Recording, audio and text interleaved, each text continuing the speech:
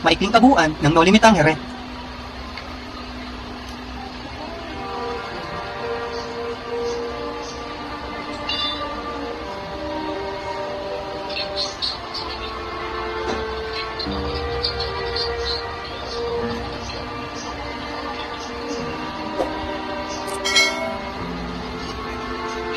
Naging usap-usapan sa Maynila ang magaganap na pagtitipon sa tahanan ni Don Santiago de los Santos, kilala sa tawag na Kapitan Tiago, noong mga huling araw ng Oktubre.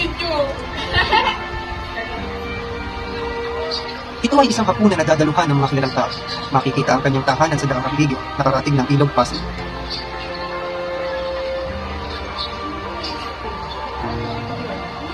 Dinaluhan ito ng isang binatang nag-aral sa Europa ng 7 taon. Siya si Crisostomo Ibarra, ang anak ni Don Rafael Ibarra. Kabilang sa mga dumalo ay sina Teniente Guevara, Doña Victorina, Padre Damaso, Padre Sibila, at iba pang mga kilalang tao. Sa hapunang iyon ay masasakit na salita laban sa ama ni Crisostomo ang kanyang narinig. Umalis na lamang siya sa pagtitipong iyon.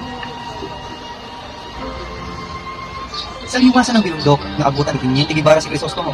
Dito ay inilahad ng Teniente ang sinapit ng ama ni Crisostomo na pinaratangang pilimustero at ere. Dumalaw ang binatang si Crisostomo Ibarra kay Maria Clara, isang napakagandang dalaga na anak sa turing ni Kapitan Tiago. Sa azotea ay sinariwan ng dalawang mga alaala ng kanilang kamusmusan.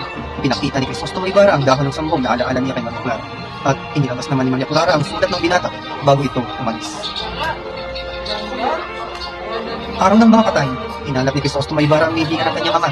Ngunit nalaman nito na ipinahukay ni Padre Damaso ang bangkay at inilipat sa libingan ng mga inchik. Ngunit ang ginawa ng supulterero ay itinapon na lamang ito sa lawa dahil sa bigat at napakalakas na ulan noong gabi iyon. Nagalit si Crisostomo na halos panggigilan niya ang supulterero. Ipinagdamdam ng labis ni Crisostomo Ibarra ang sinapit ng kanyang ama. Sa halip na maghiganti ay ipinagpatuloy na lamang niya ang pagpapatayo ng paaralang pampubliko na proyekto ng kanyang ama. Sa araw ng paglalagay ng unang batong takaran ng ginagawang paaralan ay may nagtangkang kumatay kay Crisostomo Ibarra. Mabuti na lamang at siya ay nailigtas sa Elias. Si Maria Clara ay nagkasakit dahil sa sundak sa gumuhong bato noong araw ng pagdiriwang. Mabuti na lamang at nagpadala ng gamot sa Ibarra at ito ay umaling. Isang salo-salo ang ihandog ni Crisostomo Ibarra matapos ang pagbabasbas. Ngunit sa halip na ipagpasalamat ni Padre Damaso ay kinutya-kutya at pinahamak pa nito ang alaala ng ama ng binata. Sa pagkakataong iyon ay hindi na nakapagpigil si Crisostomo Ibarra. Muntik na niya masaksak si Padre Damaso kung hindi lamang naawat ng dalagang si Maria Clara. Dahil sa mga pangyayari ay ipinawala si Crisostomo Ibarra sa simbahang Katoliko Romano. At dahil dito ay ipinagputos ni Padre Damaso kay Kapitan Tiago na putulin ang kasunduang ipakasal si Maria Clara kay Crisostomo Ibarra. Si Alfonso Linares, isang binatang Kastila ang napili ni Padre Damaso upang makaisang dibdib ni Maria Clara. Sa kabutihang palad ay tinulungan ng Kapitan General si Crisostomo upang mapawalang bisa ang pagka-eskumulgado nito. Nagkaroon ng masamang pangyayari kung saan sinalakay ng mga manghihimagsik ang kwartel ng mga Gwardiya Sibil at ang itinutulong utak ng paghihimagsik ay si Crisostomo Ibarra. Bunga nito ay ipinadakip si Crisostomo at ibinilanggo. Dinalaw ni Elias si Crisostomo sa bilangguan at hinimok nito na tunay na mamuno sa kanilang gagawing pag-aalsa, ngunit hindi ito pumayag. Ginamit ang sulat ni Crisostomo Ibarra kay Maria Clara bilang matibay na ebidensya upang madiin ito sa kasalanang hindi ginawa. Itinakas ni Elias si Crisostomo sa pagkakabilanggo, ngunit bago sila lumayo ay kinausap muna niya si Maria Clara. Sa kanilang pag-uusap ay inamin ni Maria Clara na ipinagpalit niya ang sulat ni Ibarra sa dalawang liham ng inang si Doña Pia Alba.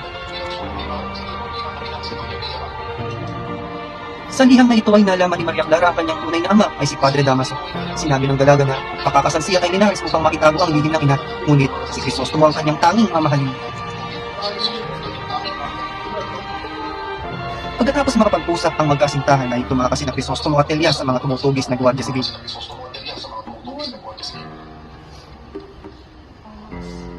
Iniutos ni Elias kay Crisostomo na dumapa sa bangka upang matabunan niya ito ng mga dayami at saka siya lulundag at magpapahabol sa mga tumutugis sa kanila. Pinakulanan agad ng ulo si Elias ng mga Gwardiya Sibil hanggang sa kumula ang tubig. Nang nabalitaan ni Maria Clara na namatay ang kasintahan, siya ay nawala na ng pag-asa. Iniling niya kay Padre Damaso na magmoha na lamang siya at ang hindi kapayagan ay magpapagapalit. Sa pagtakas ni Elias sa mga pumahabol na Guardia Civil ay narating niya ang libingan ng mga Ibarra. Siya ay naghihingalo at sugatan dahil sa mga pugnong tumama sa kanya. Sa libingang iyan ay nakita niya si Basilio na iniiyakan ng kamamatay na inang si Sisa.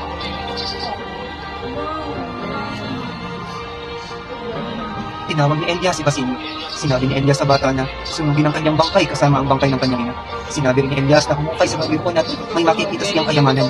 Gamitin niya ito at magkaran.